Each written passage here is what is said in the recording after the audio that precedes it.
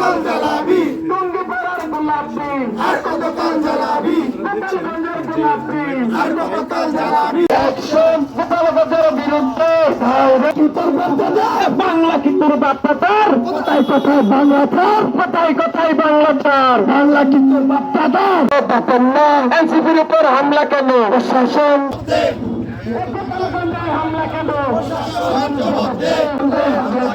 এনসিপির উপর হামলা কেন ইনকিলাব ইনকিলাব জিন্দাবাদ চাকরিবাদের ঠিকানা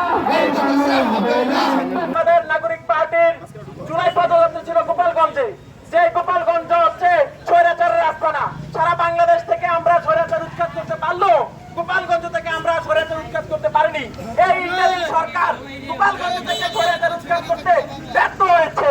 আপনারা জানেন নাগরিক পার্টির কেন্দ্রীয় নেতৃবৃন্দ এবং জুলাই বিপ্লবের অগ্রণী শহীদদের উপর আজকে গোপালগঞ্জে ন্যাক্কারজনক হামলা হয়েছে।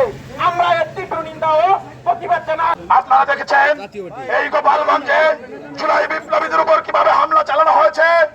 আমরা স্পষ্টভাবে বলতে চাই, প্রশাসন যদি বিপ্লবীদের রক্ষা করতে না পারে তাহলে তারা আমাদেরকে বলে দেন, আমরা বিপ্লবীরাই আমাদের নিরাপত্তা নিশ্চিত করব।